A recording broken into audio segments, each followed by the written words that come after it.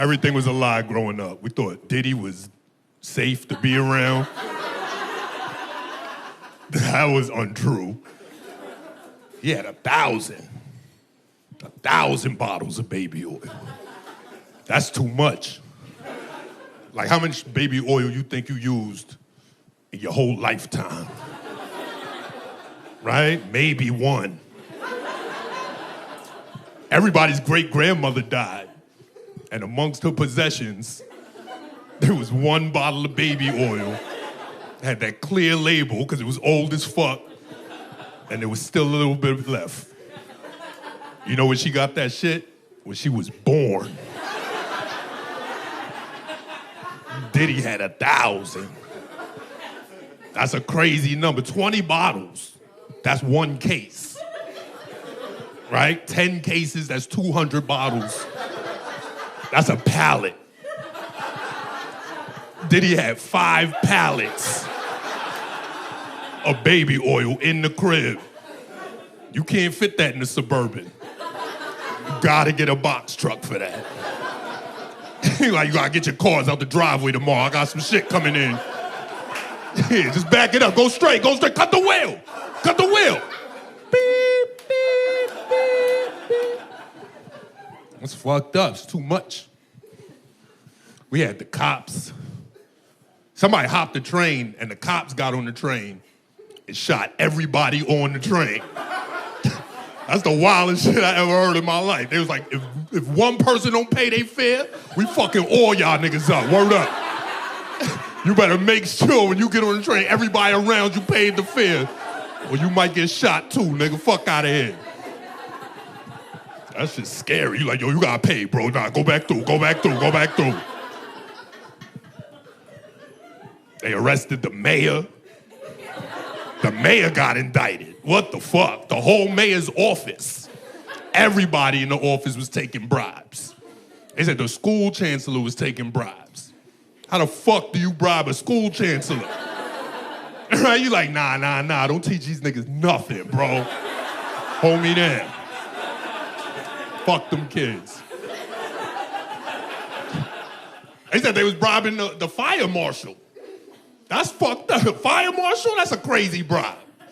The cops make sense, right? You like, yo, you arrested me? Maybe you take this envelope, you're not arresting me no more. What you doing with the fire department? You like, nah, let that burn for a little bit, bro. Let that rock. I think my ex in there, hell yeah. It's too much. We gotta do something about all this crime in the city. You remember how the summer started in New York? They had a dude walking around punching women in the face. No reason. That was fucked up. Then I saw this thing on the internet. It said if you're a man who lives in New York, it is your responsibility to protect these women. You can't just let this happen. So what I would do, I would leave my comedy shows late night and I would see a woman walking by herself. And I would be like, excuse me, miss. Would you like me to follow you home? I don't know if you knew this, but there's a man out here punching women in the face. And a lot of that got to do with fragile masculinity, where a man will be rejected and subsequently become violent. So I'm gonna ask you again. Would you like me to follow you home? 2 weeks later, I found out it was me. I was the reason women was filing reports. So that's my bad, ladies. I'm sorry about that. That's why you can't listen to the internet. No more good news on the internet. No more reliable information. Like, I don't know about y'all, but every third swipe on TikTok, somebody trying to convince me I got autism. What the fuck is that? Leave me the fuck alone, TikTok. I don't have autism. I just like to count shit sometimes. That's it. The fuck? I can't have autism. It's impossible. because I'm in my 40s. Right? Autism didn't come out till the year 2000. How the fuck would I get autism? I was already an adult. When I was little, we didn't have no autism. We didn't have no autism. We didn't have no mental illness. We didn't have none of that. All we had was nicknames. That's it. You'd be like, yeah, that's my man 3 Clicks. He got to turn the light on and off 3 times every time he come in the room. That shit is funny to us. Call that nigga 3 Clicks. Like, bro, I think that's OCD. Nah. That's OCD. He tried to spell Doc one time, got the letters mixed up. That shit is funny to us. Call that nigga OCD. Like, bro, I think that's dyslexia. Nah. That's dyslexia. But she just Dominican. That's her real name, so I don't know. Her mother called her that. Call her Lexi sometimes. This is cool. Everybody's up here talking about dating. I'm trying to date. That shit is rough, man, because nobody likes dudes no more. That shit is played out. It's hard to just be a dude outside. You know what the hardest thing about dating, if I'm being honest, is that women's houses are mad boring. Women don't have shit to do in their houses. You ever been to a woman's house? You're like, what the fuck? It's got plants and murder mysteries. That's it. That's all they got. If you lucky, they got like a 90-year-old dog just crawling around the house. Just see some zombified dash hound crawl from under the couch. She's like, there's my Pookie. You're like, yo, that nigga's dead, bro. You gotta let that nigga go. He don't want to be here no more. Like, what are you talking about? It's my Pookie. He's like, that's how he breathes.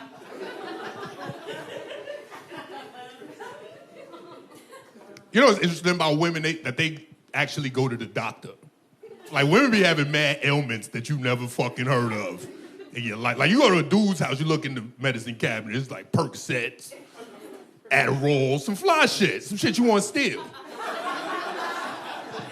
You go to a women's medicine cabinet, you be like, what the fuck is this? She's like, oh, actually, I don't have a liver. I was born with a gerbil on a wheel. So instead of a liver, I have an actual gerbil. So this is gerbil food. I gotta take it. Every 8 hours, I gotta eat a gerbil pellet so my kidney keep working, because it's actually a gerbil on a running wheel. What the fuck is wrong with this bitch? This shit is rough. I'm in my 40s, I'm single, outside, trying to fuck. Talking to these young women, they look great, but they say crazy shit, right? Young women say crazy shit like, I was born in 1997. Like, what the fuck are you talking about? How the fuck were you born in 1997? You was born after Biggie got shot? Get the fuck out of here. That's crazy. What the fuck is going on in here? It's hard to deal with young people, because I don't understand them no more. I always thought when I got this age that I'd be like a mentor to the youth. I'd be able to like relate some of my life experiences and help guide them, you know, in their life's path. Then I saw this dude in his 20s wearing Crocs in the snow. And I was like, nah, these niggas got to die, bro. They're not gonna make it. We gotta euthanize them. We gotta get them off this planet. They are not gonna survive. Here's something I learned recently about young people. I learned young people don't eat hot dogs no more. They call them glizzies, and they laugh at you if you eat them. And I didn't know that. I didn't find out that till I went to a hot dog stand. Got 2 hot dogs, one with ketchup and onions, one with sauerkraut and mustard. I was switching it up, doing some different shit. Took a bite of my hot dog, and all I heard was, nah, chill, son, this nigga eating a glizzy. And I looked up, And it was a whole high school worth of teenagers just laughing at me, pointing and shit, just thousands and thousands of teenagers. As far as the eye could see, they had their phones out. They recorded me, uploaded me on the internet, got me eating hot dogs on Boomerang, like, oh. Like, what the fuck is going on right now? I was mortified. Because I don't care who you are, how old you are, how tough you are, what you've been through. When a bunch of teenagers makes fun of you, that shit hurts, bro. You be like, yo, stop! Leave me alone! Where are your parents? Get out of here! That shit sucks. But here's the thing about me, I'm from Brooklyn. I was born in Brooklyn, raised in Brooklyn, went to high school in Brooklyn. So I know how to deal with this situation. Because you only got two choices at this point. You either gonna get bullied for the whole rest of your life by these teenagers, or you're gonna address the situation right here, right now. So that's what I did. I went up to the main teenager, the alpha teenager. I went right up to him and I shot him. I killed him right there in front of all his friends. Started pointing the gun at the other teenagers like, the fuck out of here. Suck my dick, little niggas. The fuck you think this is? I'm 43 years old. You can't call me a glizzy gobbler. What the fuck is that? I don't even know what that is. But you can't call me that. You can't call me that and make it to graduation, motherfucker. You gotta pick one. All right, you guys have been great. Thank you so much. I'm Simeon Goodson. Clap it up if you're queer in here. Ooh, hell yeah, okay. Officers? Round them up. No, I am queer, but recently, you're laughing too hard. Recently, I did go on a date with a man to completion. It was the first time in a long time that I've been with a guy, but I gotta say, no matter how much time I take off, giving head is like riding a bike. Yeah, in that I do not know how to do it. I feel like it's too late to ask my dad to teach me. But I'm doing bits in the bedroom, you know? If someone tries to go down on me, I kind of slam my legs together shut and I go, too slow.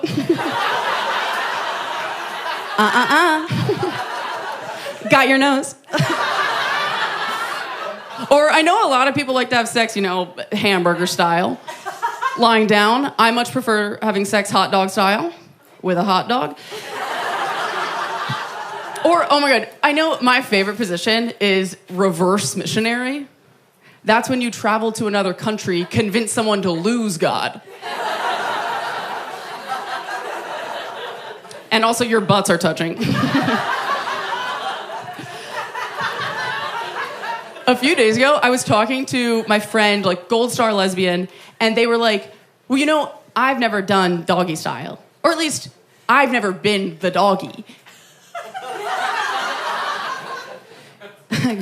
Dude, do you think doggy style is one dog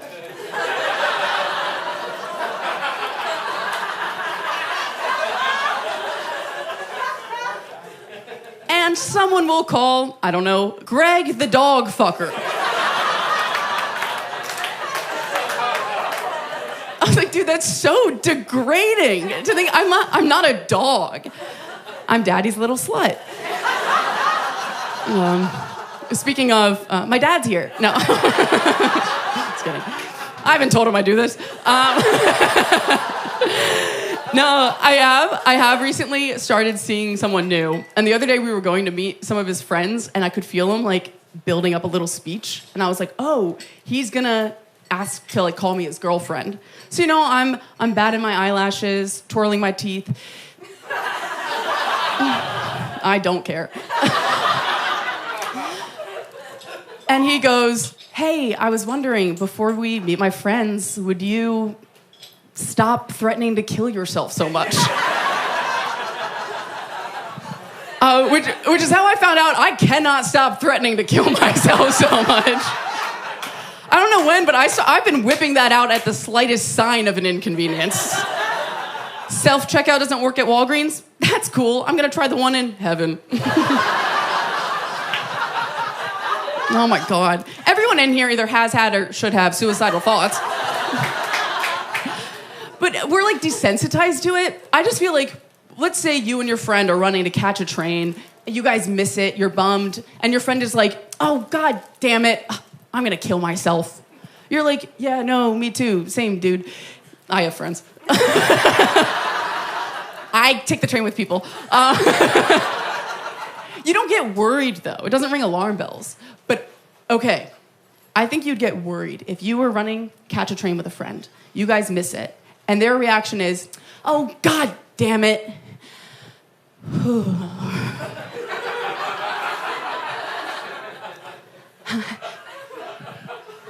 I am not going to kill myself. Sure thing, buddy. Do me a favor. Let's say that a few steps away from the yellow line. It feels like you can joke about suicide, but only if you're getting like as silly and specific with it as possible. I texted a friend the other day that I wanted to put rocks in my pockets and walk into the sea. I think because, what was happening? It was the middle of a Wednesday, and my boss was asking me to do the job he pays me to do. And he responded, he wasn't like, oh, is she okay? Does she need someone to talk to? He said, walk into the sea. Slay, Little Mermaid.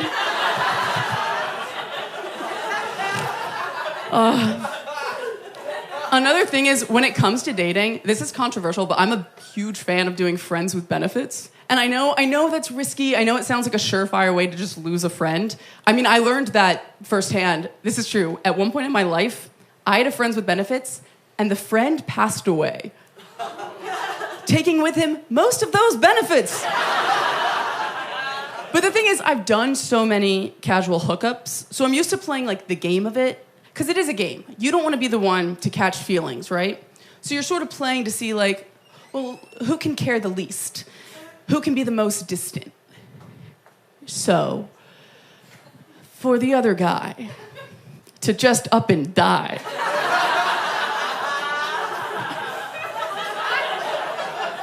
All right, dude, we get it. No strings attached. One of the craziest parts, so when I was walking to the funeral for this person, I got catcalled. And I know that's tricky, but I'm telling you, when I heard the voice of that catcaller, it was like, you know, after you lose a loved one, and you're like staring out a window and you see a cardinal, and you just know. Well, imagine that cardinal was an old man yelling at you about the exact body part your loved one loved the most. So I'm walking to the funeral of someone I was sleeping with. I've just been catcalled. When my best friend in the world walks up to me, she just always knows what to say. She goes, oh, baby, you look slutty. You know he's not gonna be there, right? But I turned and looked at that catcaller and I was like, I think he already is. I'll change the mood, a lighter note. Okay, the RMS Titanic. I'm such a freak for the Titanic.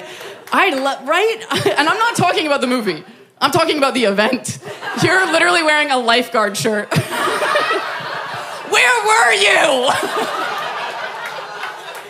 They needed you. I'm so obsessed with it. Oh my God. I'm mad at you. There's something about it. Those Irish immigrants, that iceberg, that's good white on white crime. But here's a true little historical fact. The night the Titanic sank, April 14th, 1912. I was a very little baby. All of the maritime codes had just changed. So as the ship is sinking, the radio guys are actually sending a technically out-of-date distress code. They're sending out CQD. And right as the ship's about to go under, one of them's like, dude, that's how they talked. Bruh. We're using the wrong code. You have to send out the new one. Try SOS. But it was too late. Here's my beef with that. I feel like all the other ships know what they meant. Isn't that sort of a fascinating time to be a stickler? Get on board with me. Oh, wrong pun. I mean, what asshole was on the USS Grammar being like, oh, guys, I don't know. Can we send any more lifeboats? Are we familiar with Mark Wahlberg's quote about 9/11? Yeah. He said, good.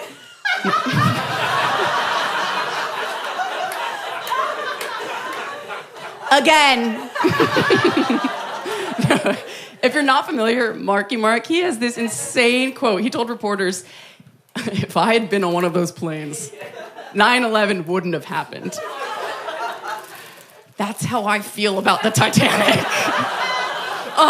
If I had been in the North Atlantic, April 14th, 1912, 9/11 wouldn't have happened. I'm gonna leave you guys with this. We're doing history, we'll do science. I do feel like the way that we measure penises is very out of date. Because, I mean, size doesn't matter. Unless it's too big or too small, size doesn't matter. Unless it's shaped bad and I hate it, size doesn't matter. But I don't know why profiles always have inches. Because inches is just length and width. And when you want it to be, penis is a three-dimensional experience. So what makes the most sense is if you have a penis, go home tonight. Text me a picture. Stick your dick in a graduated cylinder. Let me know how much water you're displacing. All right? No cheating. Keep your eye on that meniscus. All right, keep it going for the show. I love this city. I'm not from New York City. I moved here from a third world country. It's called Tampa, Florida. You guys ever been out there before? Anybody from the South? Yes? Go ahead. Yeah, come on, pull that gun out. Show them how we get down, man. Everybody makes fun of the South. Everybody makes how wild the South is, but no one ever talks about how wild New York City is. It's a wild place, right? It's crazy what we live in. You ever describe what happens here? It doesn't happen anywhere else in the world. On a regular day, you can find a man butt naked at 10 o'clock in the morning, just running through a Starbucks, terrorizing everyone at Starbucks. No one's going to say anything at Starbucks. Just going to be 4 people trying to dodge a naked man, order their car. Ah, is he gone? Good. Can I get a mocha latte? Oh, he's coming back again. And you be like, call the police. Like, no, he's a part of this community. We're fine. It's a staple here, man. In my life, I never made a child in my life. I have no kids, which is rare for my skin complexion. I have no kids at all. And it's okay to laugh at that. I know I look like I got kids. I thought I had 2, but I backed out of there. You know what I'm saying? Come on, bro. Sometimes you got to do it. You know what I'm saying? Sometimes you got to do it. If I could be honest, my biggest fear in life is becoming a father. That's my biggest fear, man. I think I might be a bad dad. I was a horrible godfather for a long time, but I got better. My godson, he's 16, but when he was 3 years old, he had a severe speech impediment. And I thought it was my fault. That's how bad I was. I thought it was 30% my fault. His parents are Marines. They asked me to watch him for the summer. I was like, yeah, I'll do anything for this boy. They go, just to let you know he's nonverbal. I was like, even better. I know he's not going to talk back to me. You know what I'm saying? So what we did the whole summer was watch The Rise of the Planet of the Apes every single day. I was like, they're not talking. He's not talking. Maybe they can communicate, you know? I was like, what is he saying? Are they talking? I don't know. And he was 3, so he started doing what they were doing. Like, I was like, oh, they're communicating. Oh, my God, he's talking. He's verbal. Problem was, we went out in public with him. That was our biggest mistake. Now, let me describe what he looks like. He was a short, blonde-haired, blue-eyed white child. And not a problem like in the northern states. Like up here, when you see a black or brown person walking with a little white child, nobody thinks anything is wrong. It was okay, regular African or Caribbean nanny. Like, people working again. Wow, this baby's getting cultured. Look at little Tom Hanks' son. Look at him, right? Little Chet Hanks, little white boy with a Caribbean accent. This is great. In the South, when you see a black person walking with a little white child, everyone thought I kidnapped this white child. It's like, excuse me, that kid lost? That's my godson. Let me ask him, buddy, you lost? He's like, freak. Let's call the police. I said, he said I'm his godfather. That's what we're working on all summer. She said, look at me, buddy. She said, can I take you home? He's like, Caesar is home. I was like, oh, that's my boy right there, man. He didn't understand. He was nonverbal. That's a big step for us, man. I'm jealous of my friends. I'm not going to lie to you guys, man. All my friends had babies. They got babies. They're all fathers. They had babies really young, 13, 14, some southern stuff, right? All their kids are grown now, right? They're like adults, man. My best friend had a baby when he was 13, and he passed away when he was 25 years old. So his son, I helped raise him, you know. His son is 21 years old, and he's crashing out in life, and I can't intervene because he is a man. He has to learn from his mistakes. But his mother's jumping in when she shouldn't be. She broke into his phone and found out he's dating a woman, 47, with 3 kids. And she's ghetto, so she contacted the woman on Facebook, stay away from my son, and told him, you stay away from her. I'm like, only thing you're doing is bringing them closer together, man. And now it's like the Garden of Eden. It's forbidden fruit. You just got to let them dissolve on their own. She goes, you got to talk to him. His dad's not here. You got to say something to him. I was like, all right, I'll talk to him. I say, hey, man, not to get inside your business, man, but I heard that you're 21 dating a woman 47 with 3 kids. Is that true? He goes, yeah. What do you got to say about it? I said, your daddy be so proud of you right now, son. Oh, you a dog just like your dad, man. Oh, you a savage. Take me off speakerphone. I think your mom's listening. Who am I to judge or give any man advice about dating? Only thing I can give is suggestions. If you're a single man in here, just take your time before you find a partner, man, because times are hard, man. Times have changed. If you're dating a woman in the past 10 years, there's been a lot of job titles added to our resume. Every man around the world has to be a provider, protector, and a photographer, and that's the hardest part, man. Getting your girl's angle, that's a very stressful environment to be under. And if you don't get the perfect picture, you've now ruined a whole vacation. That's how real it is. I hated Brazil, the whole country, because of me. Then when you finally get your girl's perfect picture, they never tag you in the picture. Like, give me some photo credit, man. Took me 3 hours to get this picture right. Come on, man. Sorry, I'm just going through a lot at home right now. Support all the dogs. If you're a man, support a man when you see him, man. It's a rare trait to say, but when I see a man struggling, I'll hold the camera, I'll take the angle, and no, get the shoes, get the aesthetics. All the dogs, support all the dogs. The dogs we forget about, sugar daddy, support those old men when you see them, man. Yeah, I don't think it's cool. I think these old men are stressed out, man, when I see a man with a young woman, because I know he's never getting their picture right, because he's too old, man. He can't lean like this. He's 81. Get that old man off the ground, man. He's got a purple heart. Get him off the ground, man. You think he can take pictures? He can barely read emojis. He can't take your pictures. And support sugar babies too, man. Support sugar babies too. These women are banging senior citizens, man. They're having sex with senior citizens. They deserve life insurance policies, universal health care, pensions, all that stuff, man. Now, I've never had sex with an 80-year-old man in my life. I'm not speaking from experience. But I think these girls do it because I don't think it hurts. I don't think it's a lot of moving in that bedroom. I think it's a lot of growling, a lot of onomatopoeias being yelled out. Like, boom, bam, wham. They try to scare the pussy idiot. Ah, I'm a tiger. Ah, Mr. Charles. Ah.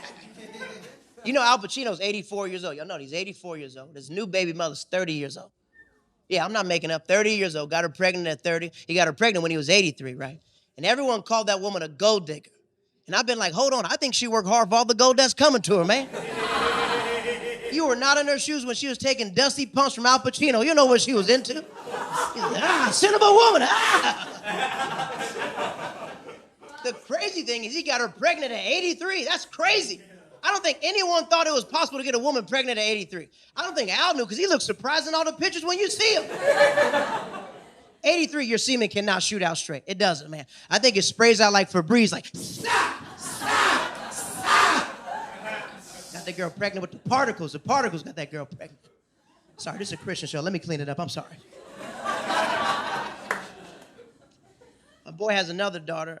She's 16 years old. Like I said, her father passed away. So every once a month, we get our nails done. We have girl time, right? And she's a very smart girl. She has a boyfriend. She's been dating him 2 weeks, first boyfriend in her life. And she gives great dating advice, but I'm like, you need to slow down. She just started dating, you know.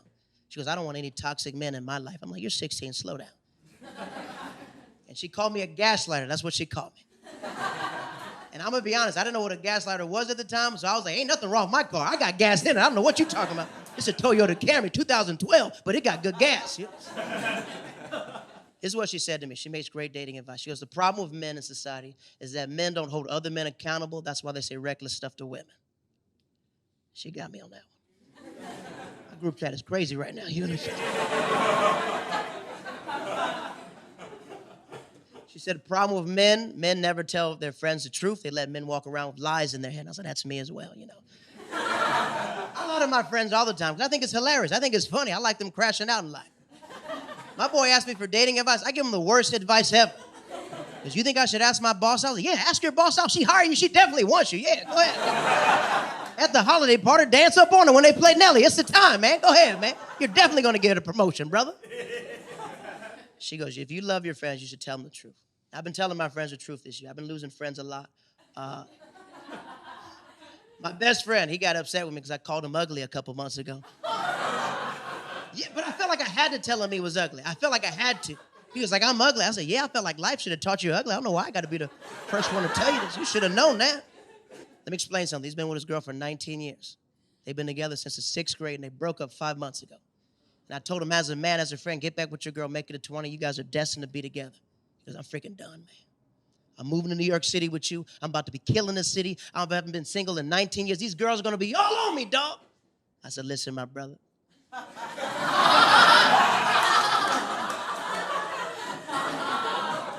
This is not the city for you. I said, go to Utah, get your confidence up, then come here.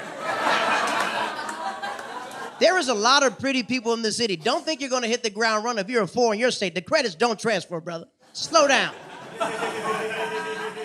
Now, I couldn't convince him. He moves to New York City. We're chilling, right? We're hanging out with some models, right? I'm not trying to flex. No disrespect to models, but I'm from the South. I like voluptuous women. That's what I like. I like yams. That's what I like. I like yams. I like this piece of fat they be moving on the chick's arm. Big thighs, cellulite. Woo! Love cellulite. I'm a cellulite connoisseur. If you're a woman, embrace cellulite. Cellulite to me looks like Caribbean steel pans. I'm like...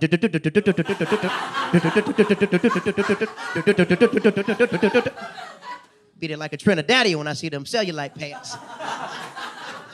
I don't like big titties. I like surprise big titties. That's my favorite type of titty. You know, surprise big titties when someone unhooks your bra and 4 seconds goes, whoa, he has to catch all the titty that falls out. Oh, it's like holding a slinky for the first time. You got to balance all the meat that falls out of there. All right. We're hanging out with some models, right? Like I said, my friend has not been in the wild in 19 years. He's like a whale in captivity. Does that make sense? He's domesticated. He don't know what it's like to be in the wild. Everything that he thought is cute is now creepy to women. Does that make sense? He walks up to this model, and I was like, hey, man, stop talking. Get her number. He goes, all right, I got it. Hey, before we leave, take my number down. And she goes, why should I take your number down? He goes, because everybody in this room knows I'm a mushroom. I said, no, we don't. Why are you saying you're a mushroom? We don't call you a mushroom at all. And without a beat, in front of all the girls, he goes, I'm a mushroom because I'm a fun guy. That's what he said. I said, sir, you made my coochie dry. Like, what are you talking about right now, sir? You scared everybody in this room. Mushroom man, what the frick are you talking about? Somehow he gets the phone number. Calls her the next day. Turns out she gave him a fake phone number. He was devastated. He said, bro, can you believe this chick gave me a fake number? I said, yeah, I was there, mushroom man. I saw everything that happened. So me and my niece are getting our nails painted together. I tell her the story. And she goes, it's not because your friend is ugly, you got a fake phone number. It's not because your friend is creepy, you got a fake number. That women in this society give out fake phone numbers because men can't handle rejection anymore. It's a safety precaution just to make it home safe. Now that F me up. That's crazy that every woman in this room is so smart to cater to a man's fragile ego just to make it home safe. I'm not from that era, though, dog.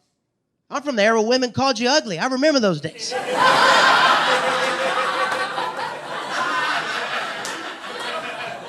A woman would boldly call you ugly, then her friend would come and double down on your ugliness. That's how it used to be.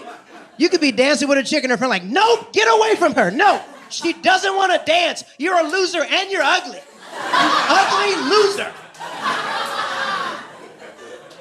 I said, hey, this is my wedding. You need to calm down. Pay for all these chicken dinners. You guys have been fantastically well. Keep it going for your host. Have a great night. I'll start by saying this. My friend just got a mullet. He got that haircut, a mullet. You know, we've seen these things, yeah. And he was saying it's. I'm sure you've heard this. He's saying it's business in the front, party in the back. Right? We've heard that. And I realized in that moment that I don't agree with that characterization of the mullet. Maybe I never have. Yeah? Like, I understand party in the back, sure, yeah. But I've never looked at the front of a mullet and thought, was this guy a businessman? Oh, my God. Are these the tiny bangs of a stockbroker? Who am I looking at right now? This guy's got money! I feel like it should be party in the back, woman going through something in the front, maybe, right? Maybe? Renaissance fair in the front, something else. Something else. Good. I like it when people say, I don't have a racist bone in my body. You guys like that one? Isn't that a fun phrase, right? Isn't that a fun little get-out-of-jail-free card for a racist, right? Like, yeah, don't worry, none of my bones are racist. Yeah, don't ask about this meaty little area up here, yeah. Let's just say this collarbone is bias-free. Oh, yeah. You can trust these ribs. Oh, we're cooking now, aren't we, folks? We're cooking now. We're having fun. I was a good boy growing up, very good boy. Good boy. And my parents, they got me they cared a lot about homework, right? I was doing homework all the time. And no video games, no distractions, no video games. But I craved the video game. So I begged, right? And finally, one Christmas, they got me a system, and I'll let you guess what it was. Do you think it was A, Nintendo, B, PlayStation, or C, Socrates,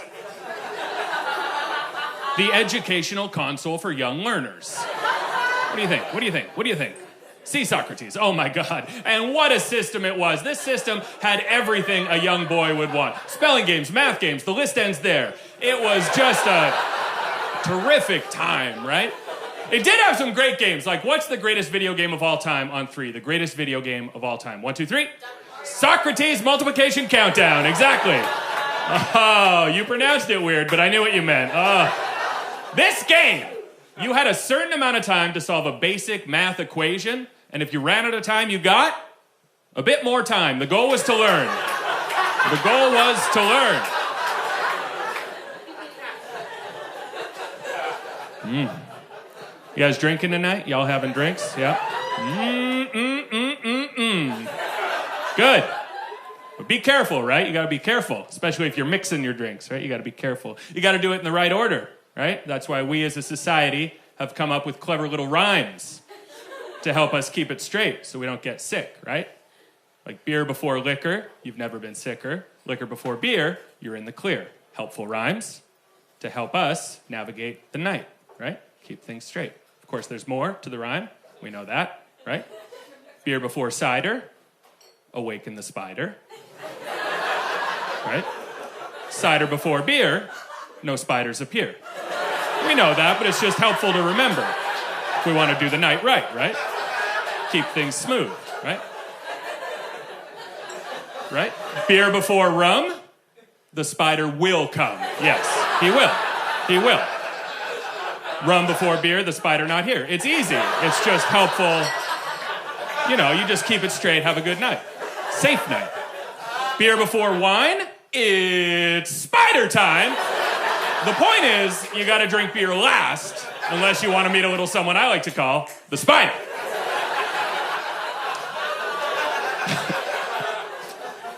There you go.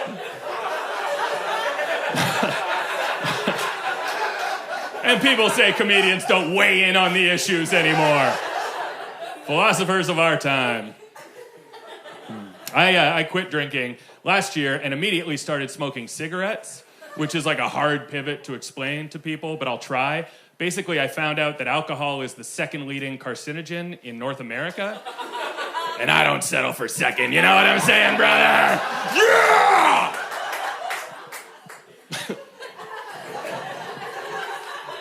No, here's the truth. I had to...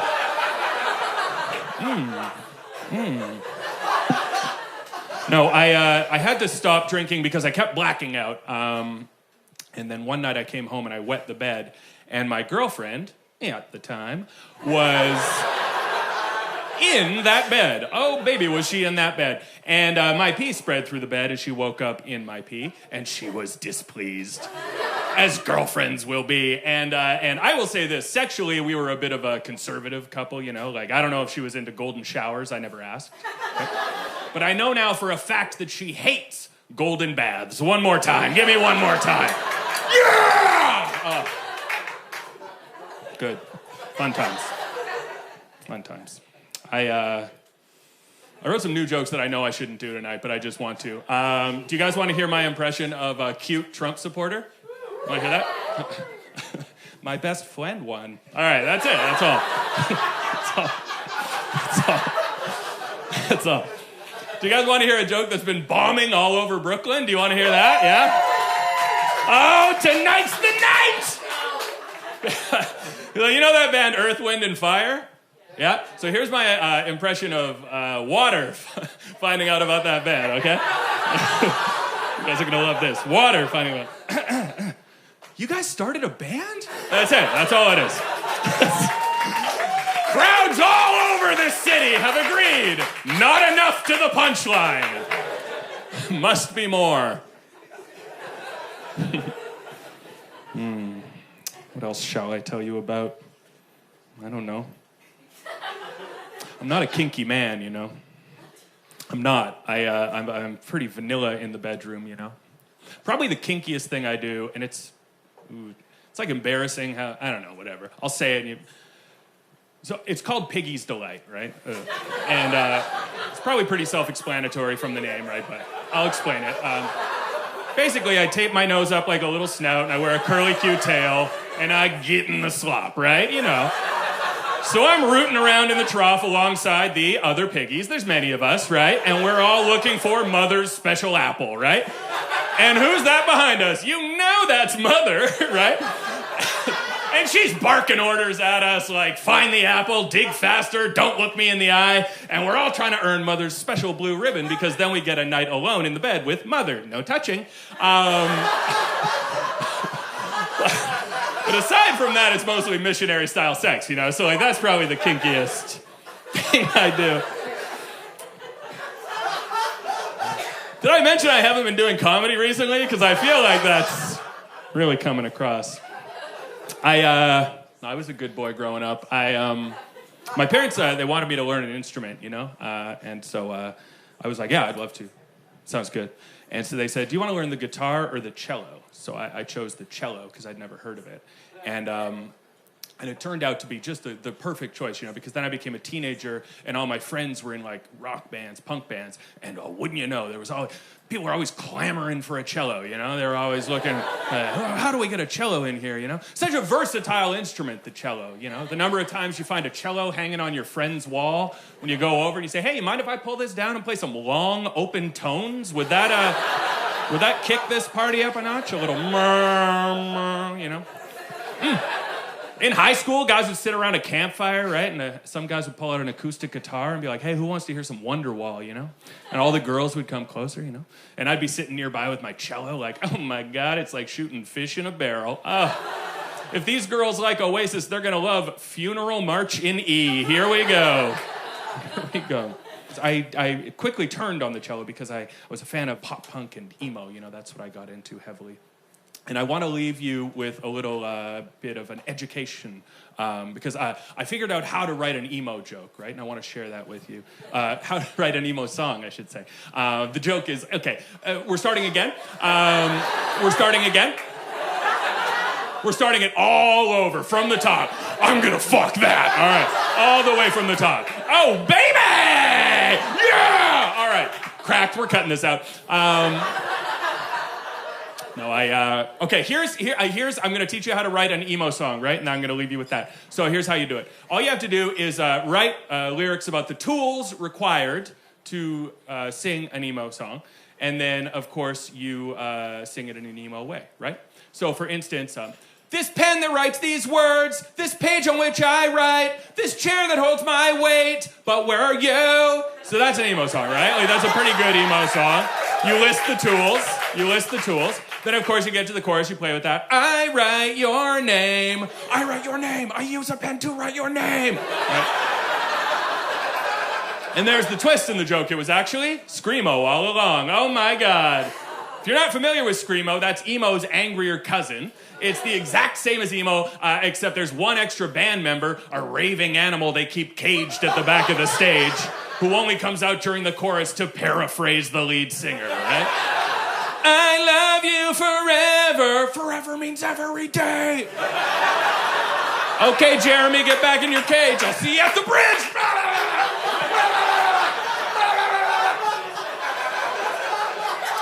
And that's what we call a perfect set. All right, thanks, everyone. Farewell. I just keep getting older, and I wake up, and I'm just like, I forgot to have a family. I don't have a... I don't have a family. I know I'm getting older because I keep falling for internet scams. I got the one where they email you and they're like, we hacked your computer and we know all the porn you've been watching and we're gonna tell everybody unless you send us money. Have you gotten this one? Oh, I was spooked. I got that email and I read it very carefully. And there was one sentence in it that was like, by the way, you've got really good taste, winky face. And that's when I knew they did not know what I was watching. They would know. You'd have to be really sick to say that to me if you knew what I was watching. What are you guys into? What do you guys watch? Can I get a category? Hentai. Okay. Oh, I heard amateur. I like amateur anime porn. That's when they just look like stick figures. Anyway, I'll tell you what I don't like, and that's incest porn. That's not for me. But it's been normalized, right? Am I crazy? Incest porn, it's like on the homepage now, right? I feel like you used to have to search for it. It's not in my experience, but I'm not into it because my parents have tried to hook me up with my cousin before. I'm Arab. I don't know if you know. In like Middle Eastern cultures and many other cultures throughout history, cousin marriage is just kind of chill. So, point being, I don't want to be watching porn and feel like I'm making my family proud. You know what I mean? I grew up in a very strict Muslim family. Any other Arabs in the house? Muzzies? Arabs? Yeah. Oh. That's the right tone for... Well, I grew up in a very strict family. I grew up kind of resenting my parents because it's a rules-based vibe in the Muzzy house. And I was just like a young girl in New Jersey. I just wanted to have fun, but there were so many rules. But then when I was in 7th grade, 9/11 happened. You guys remember 9/11? Yeah. And every day on the news, George W. Bush would go on TV and be like, those people did this because they hate our freedom. Do you remember that? Every day he was like, those people hate our freedom. But I was watching that as a 7th grade girl, like, preach, George W. Bush. They don't want us to date boys. They don't want us to have sleepovers. Why do they hate freedom?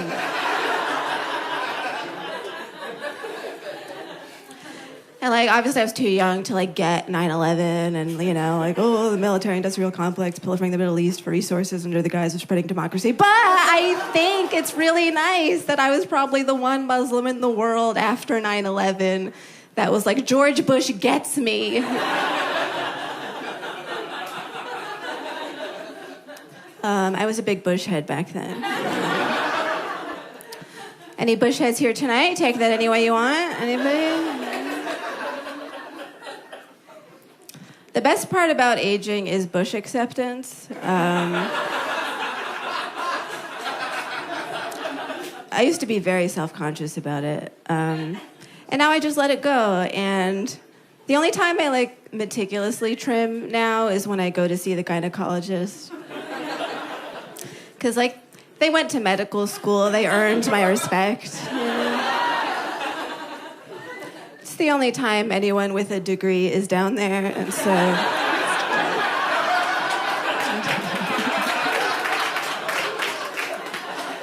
I like skaters. I don't know what to say. If you can kickflip, hit my DMs. Anyway...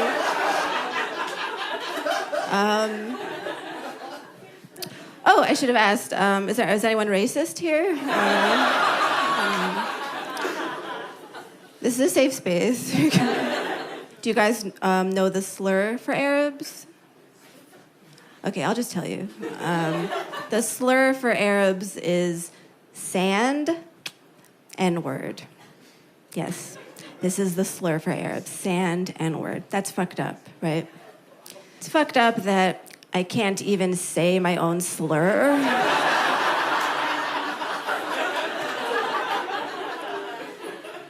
Like, how am I supposed to take it back if I can't say it? It's not very thoughtful on behalf of the racists, I will say that. I could even come up with a new one. It feels like a weird re-gift, almost. Somebody calls me that, I'm like, I don't know, it feels like it was meant for someone else, but... Is anyone left-handed? Clap if you're left-handed. Wait, stop clapping, it sounds different. Do you guys see the Jared Fogle documentary? You guys see Jared Fogle documentary? You know what I'm talking about? Do you remember Jared? Subway Jared? Subway Jared, yeah. He was the spokesman for Subway for many years. He was like the nerdy guy in the commercials. He had the glasses. He did like the pants thing. Because he lost a lot of weight, allegedly by eating Subway, and we were all really proud of Jared. But then it turned out that Jared was a bit of a pedophile. Just to be clear, not proud of Jared anymore. Boo! Boo, Jared! Boo! Yes, very brave of you to boo that pedophile. Yes, okay. Okay, but, you know, I was thinking a little bit more about Jared's journey, and you would have to think that one of the main benefits of being a predator is that you don't have to look good to get laid. You know what I mean? So I'm just saying. I'm just saying, like, he really lost the weight for him, you know? Do you guys get death threats at all? Death threats? No? Oh, that's really sad. That's how you know you've become somebody online, is when you start getting death threats. So if you're not getting them, then, like, you probably should kill yourself.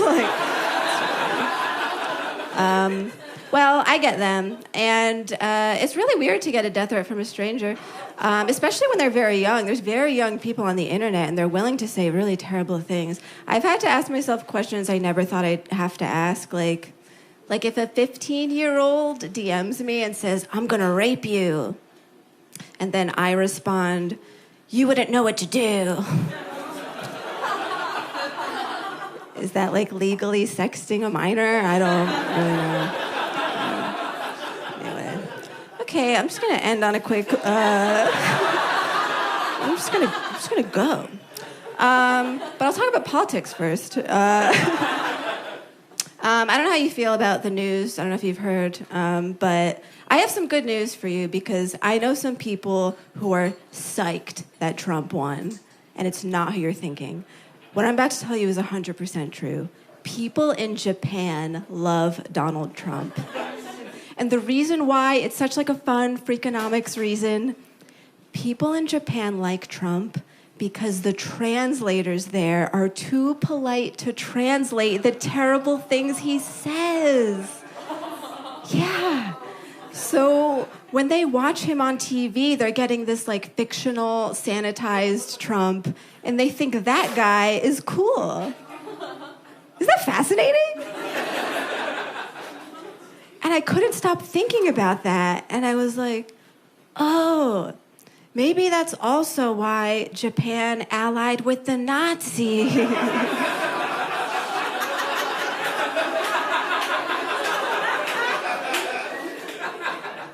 You think they just weren't getting the full translation? Hitler's like, we must put the Jews in the ovens, and the translators are like, oh, put Jews in sauna? Very good. Okay, I'm Dina Hashem, thank you. Isn't it weird that they're soft launching Nazism? Like, that's a go hard or go home thing, you know? Like, it's real weird that, like, we get Nazi salutes one at a time. Like, I feel like y'all all supposed to do it together. What's the point of being a secret Nazi? I don't think that's the kind of thing you just do in secret. Elon did it, they tried to blame it on autism. Why people hiding behind the spectrum? We know autistic people, they don't be doing Nazi salutes. That's the best case scenario. The best case scenario is Elon has a condition that makes him do that sometimes. That's like the best case is like his doctor comes out and like, yeah, you know, sometimes he be doing that. We was really worried, SNL. We was like, yo, a whole live show? You might do a Nazi salute. Like Tesla kept it under wraps this whole time, but yeah, sometimes he be doing that. They tried to say it was a Roman salute. Where's your skirt, bro? If you care about Rome that much, why you got on pants? You're supposed to have ruffles in your skirt. I feel like if you are that into Rome, it should be skirt first, then salute. Skirt up, bro. We need to see that skirt first. You need to have a helmet with a mohawk on it. If your helmet don't have a hairstyle, then how do we know you really down with the Romans like that? It sucks for me. I drive a Tesla. I didn't know. I've had my Tesla for years. I didn't know I had to look up the head of the company. Before that, I had a Prius. I never looked up Dr. Toyota. Whatever he does in the comfort of his own home, that's his business. He don't be on CNN giving speeches. I don't know what he's up to. The other day, somebody egged my Tesla. That wasn't for me, that was for Elon. I didn't cut anybody off. Now, I gotta clean it up. Elon ain't gonna come clean this up. It's messed up. Eggs are expensive. You know how expensive eggs are right now? Some rich person mad at me. I didn't do it. Everything's expensive now. I bought a Valentine's Day card a couple weeks ago. $10. $10. I'm from a time where if you spend $5 on a card, it would sing you a song.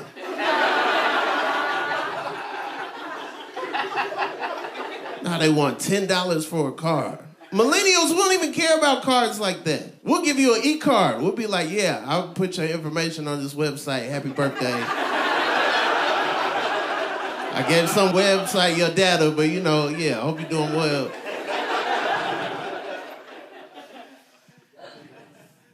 I feel like if you have money, then like giving somebody a card and just signing it, that just means you thoughtless with money.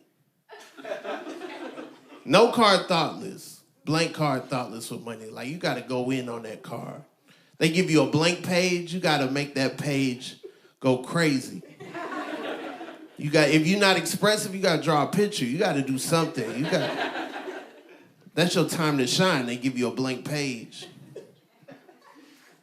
I treat like the lines that they do give you like it's lyrics, like to a Migos song. So, like I'll put a parenthetical right next to it and then put an ad-lib in it.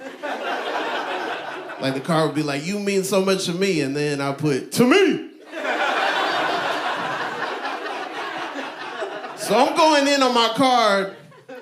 I go upstairs, my wife's like, where have you been? I'm like, it's all gonna make sense in a couple hours. She's like, no, you need to tell me where you been. I'm like, just give me some time. We're gonna laugh about this real soon. She was like, you got all this glitter on your hands and your face. You need to start explaining. I took the plastic off. It had the plastic on there. I was getting the glitter from the card on me. I'm the first person to sleep on the couch because I remember Valentine's Day.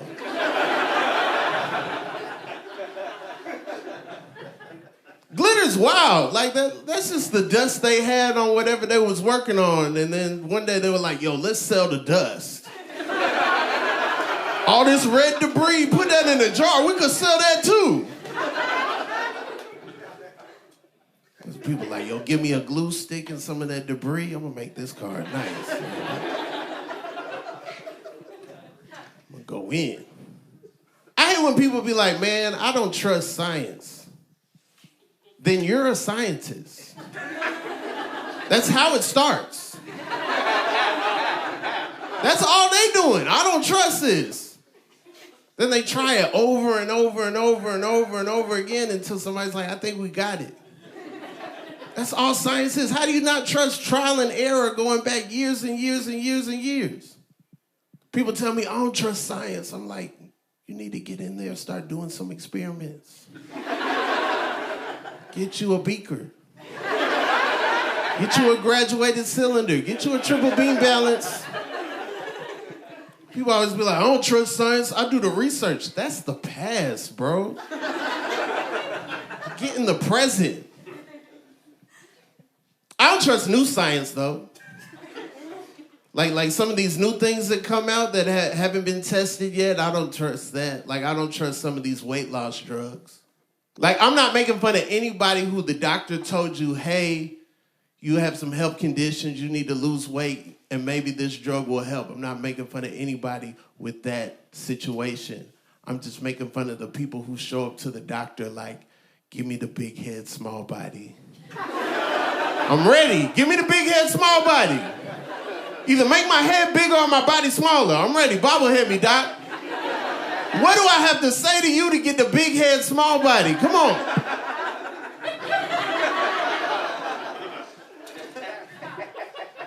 Some of these weight loss drugs have side effects that we didn't know. They say Ozempic increases fertility. There's all these women, 50, 60 years old, new body, new confidence, walking around, getting pregnant, not hungry. I feel like if you're pregnant, you're supposed to be hungry. Call me old school, cancel me. Cancel me, yeah. I'm from another time. I just feel like if you're pregnant, you're supposed to be hungry. I'm sorry I crossed the line. I know everything's different now, but I just feel like if you're pregnant, you're supposed to be hungry. I know. They're not going to air this. They're not going to air this. I went too far.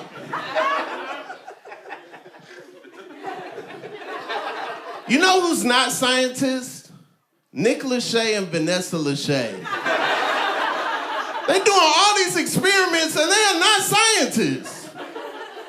I don't know if y'all watch The Ultimatum, Love is Blind, but that's what they call it. They're always like, it's the experiment. The experiment says I gotta live with a stranger for 3 weeks to save my relationship. It's the experiment. I don't want to go on all these dates, but it's for science. I like Love is Blind because Love is Blind shows you the difference between men and women. Because, like, the women, they'll be on there, they'll be taking notes. They'll be really keeping up with everybody. They'll be comparing with their peers and stuff. And the men, they'll just be on there like, man, everything's great. I just wish I could see you. Like, what do you even look like? Like, I feel like we're building a connection, but every night I'm just like, yo, like, oh man, if only I could see you. It's like, dog, you went on Love is Blind. What you think it was gonna be? You guys have been wonderful. My name's Rob Hayes. Fun week. I did dinner with a group of my gay friends this week, and I will say this with confidence. Gay men are the best of us. Yeah, okay, some of you agree over here, and then a lot of homophobia on that side. Okay, good to know where we stand. Interesting choice, Brooklyn. No, I love it, because it's masculine energy without the threatening vibe, you know? Like, I walked into dinner, they were like, oh, the hair, the makeup. One of them was complimenting my tits. I was like, put them in your mouth. What are you gonna do, enjoy it? Let's go! They're having the most sex out of anyone on the planet, too. I don't know if you know this about gay men. To be honest, I don't understand why more straight men aren't gay, okay? Have some fun, live your lives, dip it in, dip it out, okay?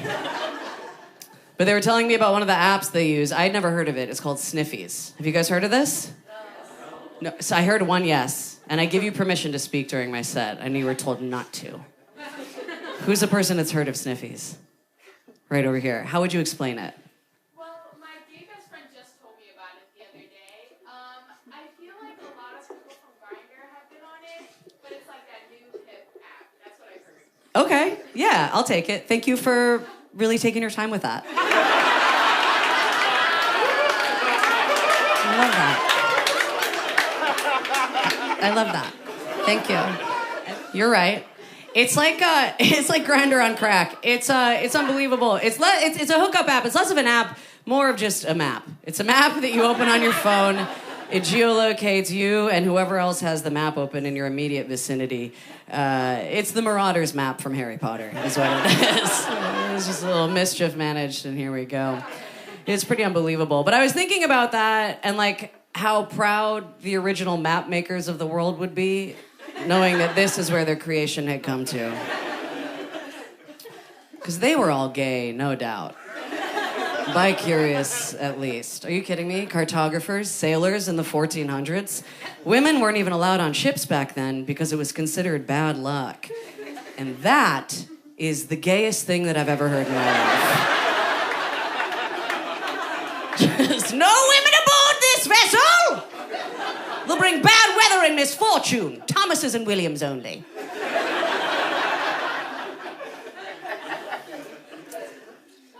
We had a fun week, though. We did dinner together, and then we went to see a movie. We saw Emilia Perez. Have you guys seen Emilia Perez? Okay, all right. So there's a lot of buzz about this movie right now, and without giving away any spoilers, Emilia Perez is about a Mexican cartel boss who wants to transition from male to female, and Zoe Saldana plays a lawyer who helps him do that, and it's in Spanish, and it's a musical, and it's the reason Trump won. Yeah. It's a liberal Mad Libs. Holy shit. Just how we're getting one. And I actually posted that joke on social media and got a lot of heat from both sides of the political spectrum, which was really interesting. Like, people on the left were like, hey, that movie doesn't accurately depict Mexican and trans people, so you must hate Mexican and trans people. And then people on the right were like, why are women still allowed to talk? You guys. We're having a time here in America right now. I would say that.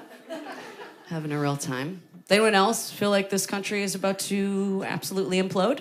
Yeah. Anyone else getting fall of the Roman Empire vibes right now? Yeah. We're going down. And we're such capitalist little freaks. The end of this empire is going to be so peak America. It's going to be televised. It's going to be sponsored. Just like, welcome to the 2026 Geico Civil War.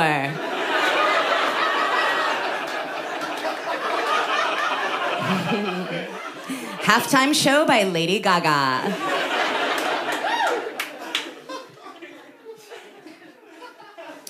Now, there's a lot wrong with this country right now. I think fundamentally one of our biggest issues, that's a tough one to correct, is that we are just too big. We're too big of a country. We are the size of Europe, okay? Europe doesn't have one person in charge of Portugal to Croatia. What the hell were we thinking? We should have just kept it to the 13 Origis, okay? Kept it a tight little Scandinavian strip, all right? But our founding daddies got a little greedy, okay? And they were daddies, by the way. Hamilton was a father, but Benjamin Franklin? You're kidding me? Those little spectacles and his lightning tricks? That was a daddy. You know that little pervert invented the catheter? Did you know that? Old B. Frankie just walking around, just, nah, give me your piss hose.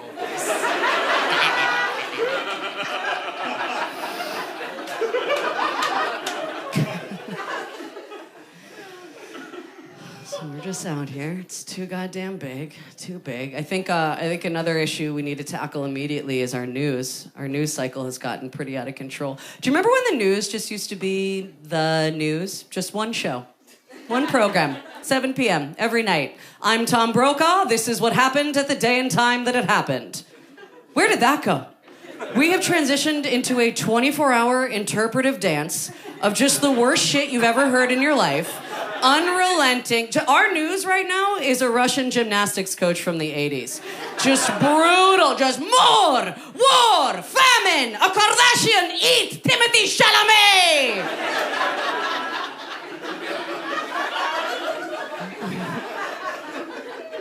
It's insane, man. It's so crazy. We're all like getting our news from social media too. That feels weird, doesn't it? Just like everything's boiled down to like millennial and Gen Z terminology. Here's what I've like essentially gotten is that like the left is just like the party of no worries if not, you know? And then the right is just the party of like, it's lit, because everything will burn. Everything will burn under this administration. But we're here, we're just, I don't know, we're all just out here scared and pissed off at each other and just we're all in need of therapy right now, I think. Does anyone here go to therapy? Okay, I love that. I love that. I think therapy should be free and mandated, to be honest. Absolutely. Absolutely. But I do think we need to get creative in how we implement that. People talk about defunding the police. You know, I don't know if we need to defund the police, but I do think every police officer needs to get their master's in counseling. Therapy police? Are you kidding me? You get pulled over for speeding? You have any idea how fast you were going? What are you running from?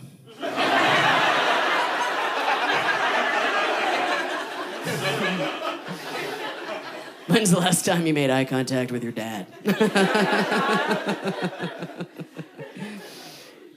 So I'm out here. We got any fellas in therapy out here? One, okay. Two, nice. You guys just... just talk to someone once. One time, see if it helps. I'm looking for a fella in therapy. I'm like dating a little right now. I don't know. I just got out of a very long relationship, so I'm just starting to date again. I was in an 8-year relationship. Do we have any couples in the crowd tonight? Okay, who's our longest couple? Who's been together the longest? Like over 5, 10 years? Anyone? Okay, I like that. Where are you? Oh, not even sitting next to each other. Okay. Well, that is just fabulous. So what's the secret to the longevity of your relationship? Distance, it seems. I love that. I love that you guys, there was an option for you to sit next to each other.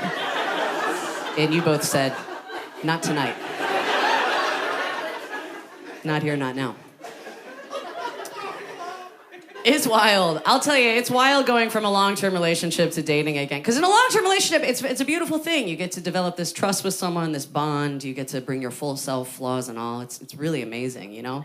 Like, I was at the level of comfort with my ex-boyfriend where we were just like, you know, we were living together for many years. We were at this level of comfort of just like period underwear drying on every doorknob in the apartment. Every doorknob covered in it. Period underwear that I'd scrubbed. Bloody knuckles. Do you understand what I'm saying? I just want to paint the picture for you guys. To go from that level of comfort to sitting across from a man on a first date, just like, you played baseball in high school? Wow!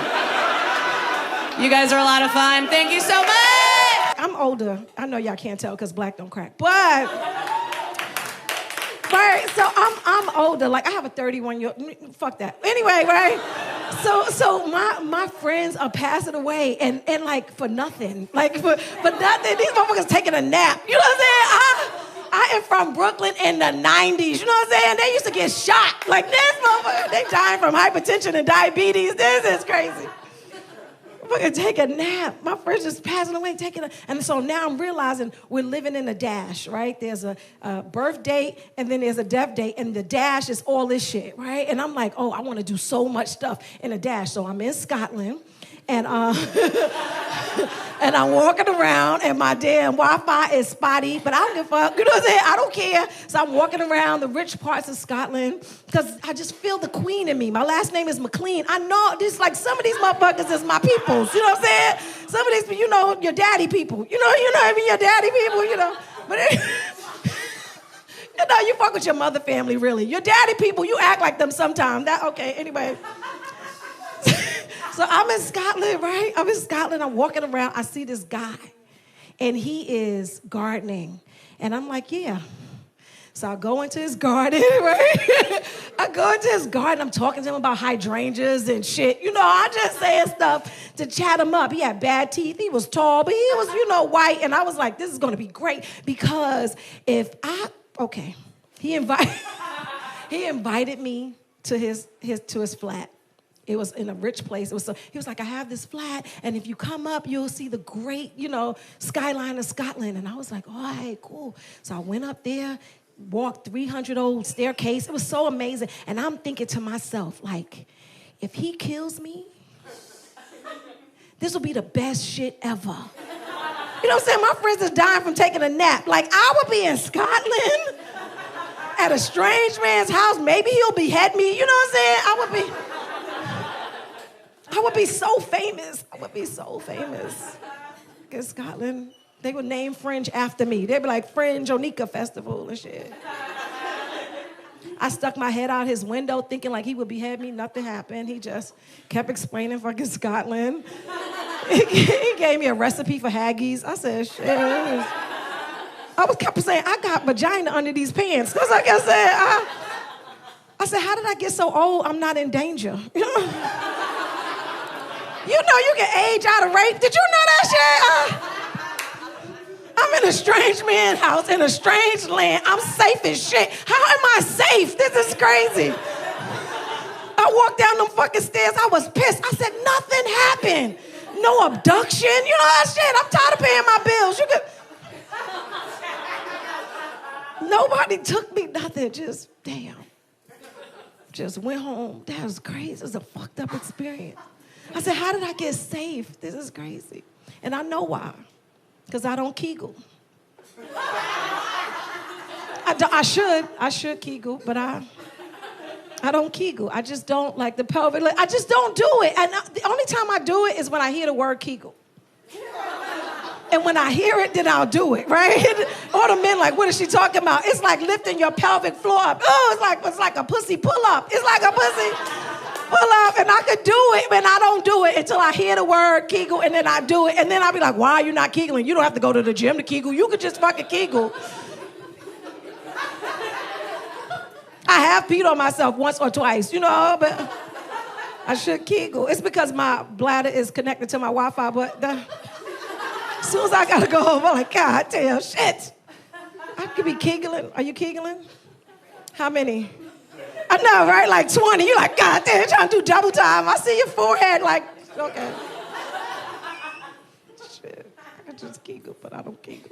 I'm just happy to be a black woman at this time because I feel like the whole world is kissing our ass. You know what I'm saying? They know about the Crown Act. Y'all know so much. It's so great. It feels like being a white man. Like, for one time, I'm still talking about reparations. Nobody wants to talk about the reparations conversation, but I feel like we should get reparations. I'm African American. I feel like now we're doing people of color, we're doing all kinds of shit, but I think we should get our shit first. Like, we should get, if there's a reparations stat, like, what the fuck? And I said that online, and this guy was like, you weren't a slave? Bitch, I'm a woman in America. It's the fuck I am. I'm still dating now. I'm divorced, but I'm dating. It's crazy. As soon as you meet somebody, you got to sit up there. Hi, good morning, queen. How you doing? Good morning. Now I got a new job responding to this asshole. I just wanted to get a free drink. Now I got it every morning. Good morning, queen. I text you this morning. Every morning? God, Jeremy, shit. In my DMs, it's a sonnet. You know what I'm saying? In my DMs, the motherfucker's like, oh my God, the breast hair comes through your. You be like, my what? This is crazy, Roger. You're married. You're married. Married men are so charming. What's wrong with them?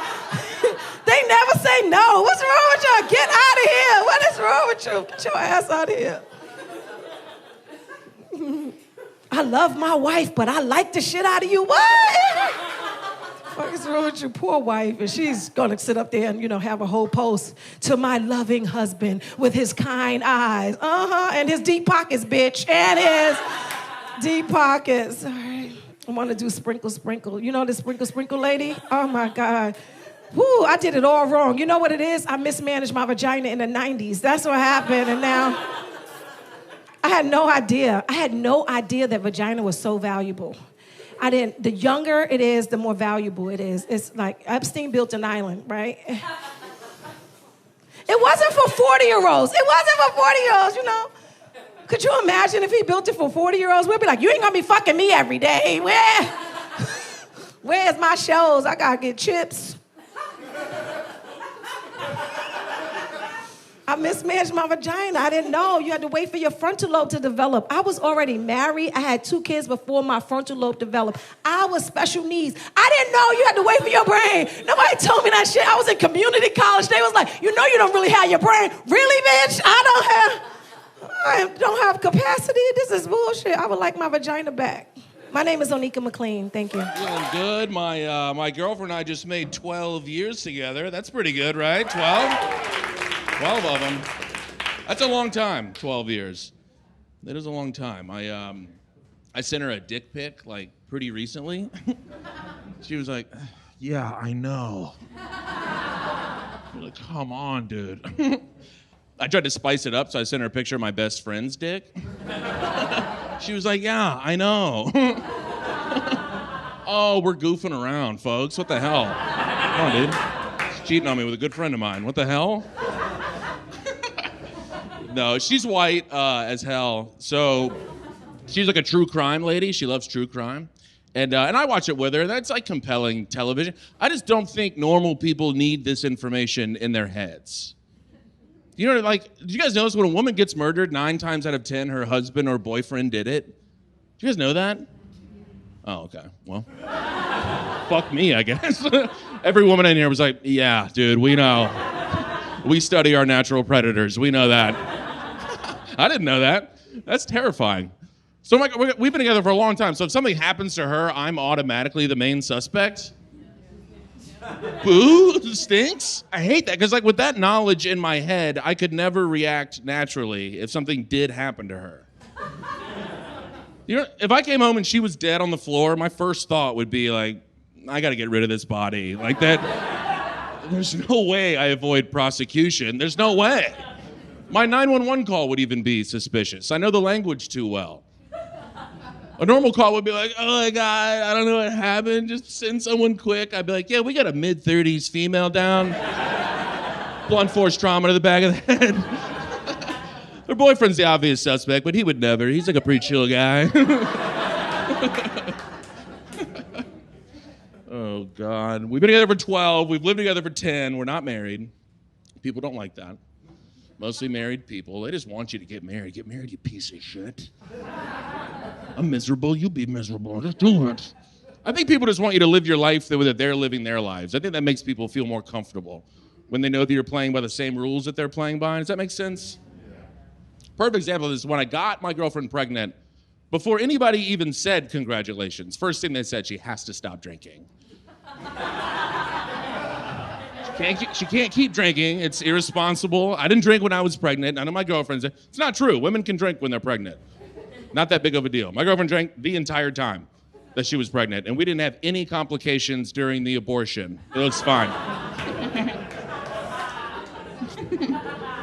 The doctor was even shocked. He was like, I've never seen a baby this dead. Like, how on earth did you pull that off? I was like, she drinks quite a bit, doc, if I'm being honest with you. Just goofing around, dude. Oh, what the hell? I did have a big day today, though. I spent 11 consecutive hours on TikTok. That's not bad. Those are strong numbers. I have a favorite genre of TikTok video. I love the videos where a cop pulls a guy over, and the guy that he pulls over knows more about the law than the cop does. Have we seen these vids? Oh, a little brick of gold, folks. I love these. Because the cops really show you who they are in those videos. They walk up to a guy's window, and they're like, hey, buddy, why don't you step out of the car? And the guy's like, actually, according to the Constitution, I don't have to do anything. And the cop's like, hey, buddy, I'll kill you, okay? You think I care about the Constitution, dude? 2 more murders, and I'm running for sheriff, okay? That joke should do better in Brooklyn. Just saying. The hell else was I doing today? I visited a couple of adult websites today. Nothing creepy. I'm a Christian. It was fine. But I was on page 9,000 and I found a video that I like. And click on the video, and like right before the video starts playing, a little ad popped up right before the video. It said, "Are you tired of jerking off?" I was like, no. Kind of pumped about it, honestly. But the ad, it was for like porn addiction, so it's like a good thing. But as I had that ad pop up after the video, that's what I'm willing to listen to you. That's what I mean. I just am in a puddle of my own shame. I hate myself. I'm just sitting there like, oh, I'm jerking off to Mrs. Incredible? Like, what the hell? Before the video, you can't stop me before the video. I'm bulletproof before that video. Somebody could break in and put a gun to my head, and I'd be like, look, I just need 3 minutes. Just put that gun in my mouth, it'll take 1 minute.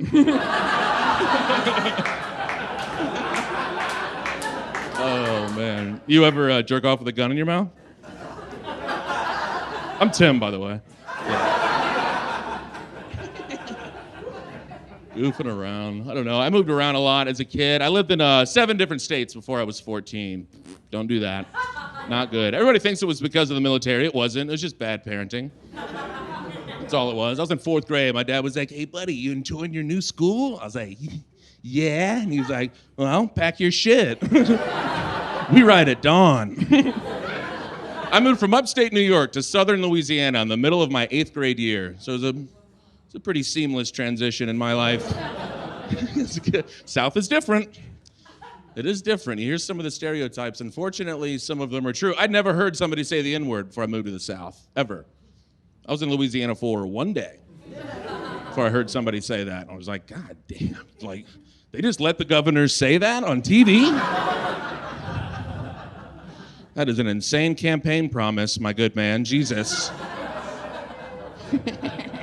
I don't say the N-word. I don't like the N-word, but I don't dislike it enough to listen to the edited versions of songs. I just don't. Those songs stink. They're not good. I mean, when every other word is bleeped out, it just kind of fucks up the whole tempo of the song. At that point, it doesn't even feel like authentic country music.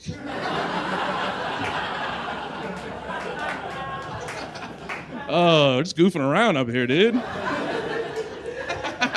I like telling that joke because you can see white people looking around to see if black people are laughing at it. Oops, shouldn't have used that riff. I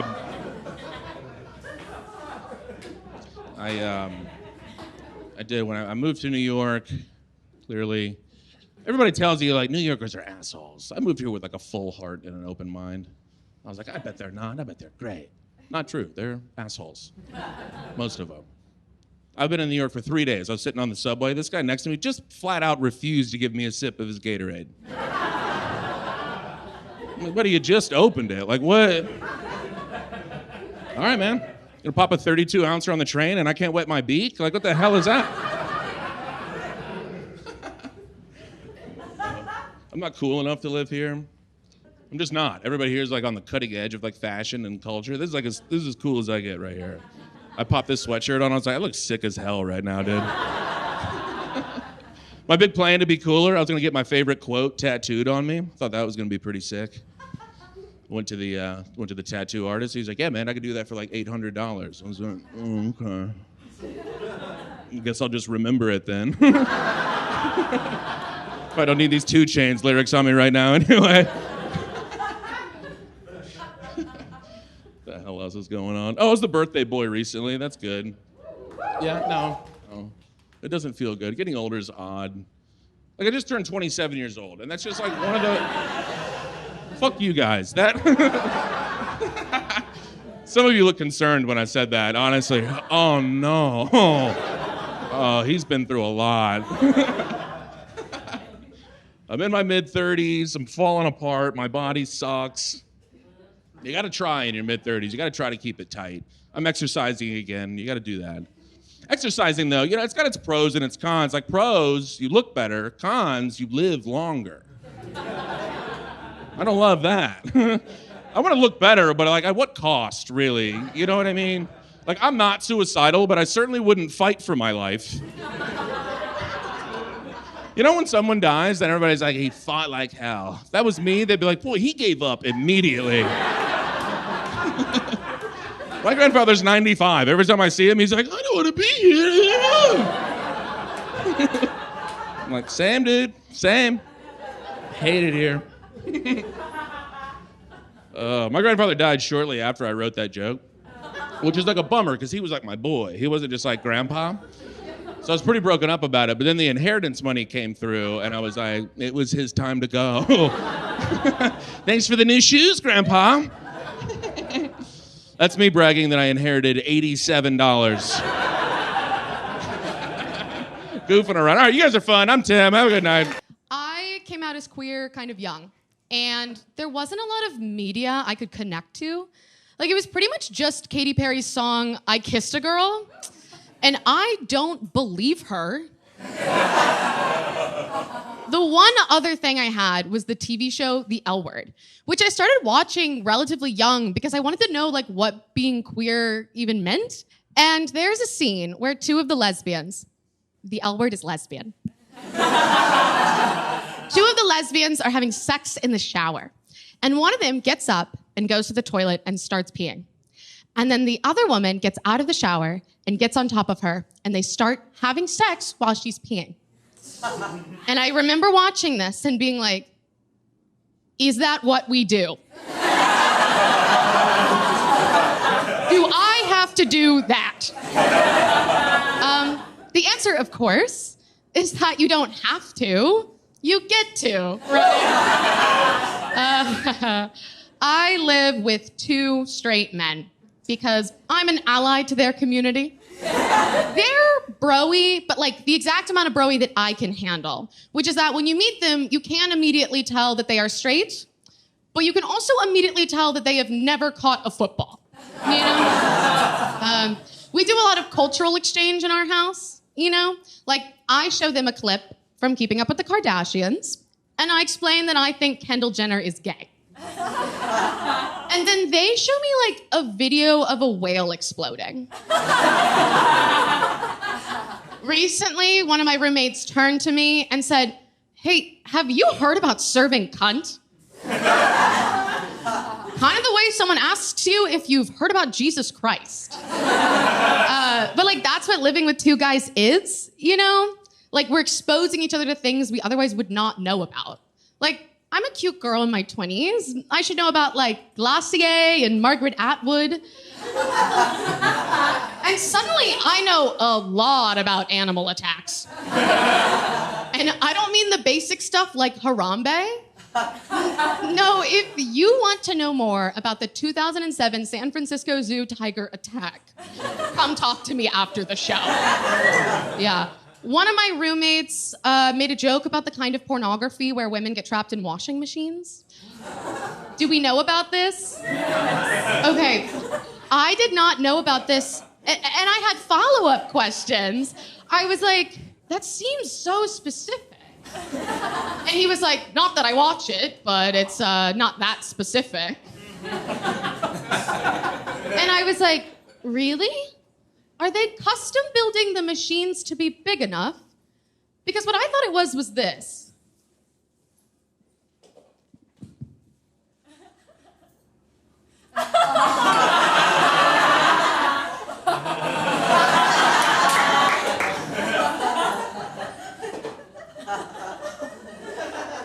And that is not what it is.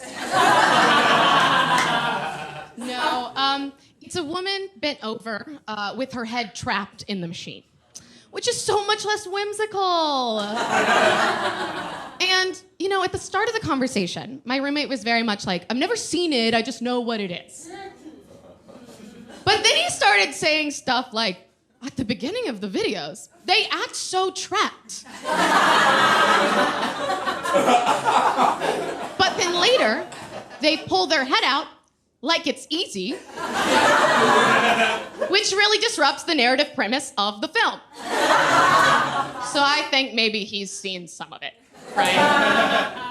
I did not see any pornography until I was a senior in college. Does that make you guys like me more or less? My friend convinced me to try watching feminist pornography, which, after doing some field research, does seem to be the same as regular pornography. except it is better lit. And people are less likely to be related. My friend, she sent me a site. I clicked on the first video, and it was a teacher scolding a student. She was like, "You've been very bad. You didn't do your homework, did you?" And the thing is that I had been very bad, and I hadn't done my homework. And it made me so nervous, I turned it off, and I wrote my essay on Jane Austen. Which I think might be the first recorded incident in human history of pre-nut clarity. You know that thing your parents say to you when you're growing up that's like, if all your friends jump off a bridge, would you? It's like, yeah. I don't want to be the one girl with all the dead friends. My parents were very strict growing up. They said a lot of things like that. Because I'm from the South, people assume that my family is conservative. But I actually think my dad just made up his own thing. Like, all of his political opinions are just sort of creative. He'll say stuff like, when were those clowns in Congress buckle down and make a city with no left turns? And it's like, what political party is that affiliated with? He won't tell anyone who he has voted for in any election. Okay, mysterious. Growing up, I really tried to figure out if he was Republican, and then I thought maybe he was libertarian. And then I thought back to this time when my sister and I were little girls, and we were fighting over a doll. And my dad, he came into the room, and he put both our hands around each other's throats, and he said, "Share or just kill each other!" So I'm thinking, maybe he's a communist. I had a hard time in high school, and at one point, my dad came to me, and he said, "I struggled at this age too, and it's totally normal."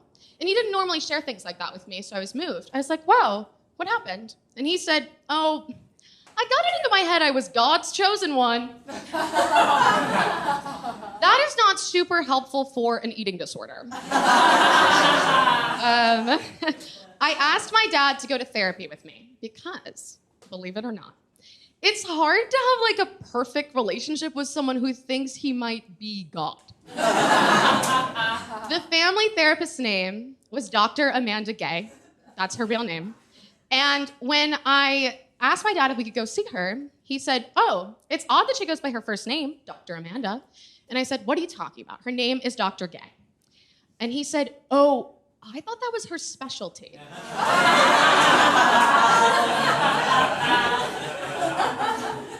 Yeah, and after we see Dr. Gay, we're gonna go see Dr. Jackass. Guess what her specialty is, Dad? I've had to see a lot of specialists. I have a medical condition called vaginismus. It means my pelvic floor is too tense. In layman's terms, sometimes my vagina just slams shut. And when you have a vaginal issue, everyone ever is like, "Oh my God, do you do Kegels?" No. I can't make it any stronger. I had to go to physical therapy for this, which is exactly what it sounds like. A nurse named Amy fingers you while telling you about her husband, who she met on Bumble. This, of course, costs hundreds of dollars. So when the question of like who's going to pay on a date comes up for me, there's no, what are the genders? Who asked who? No. If you want to do something with me involving my pelvis, you are paying for dinner. I have to break even on this thing. I got catcalled recently. I'll own that I was asking for it. I was wearing a shirt and pants. A guy wolf whistled at me and said, "Ooh, looking good, baby." And then seconds later, a different guy wolf whistled at me and said, "What's up, mama?" Wait, guys, what am I to you guys? Am I mama or am I baby? I just want to know who's breastfeeding who. All right, you guys, I've been Audrey Black.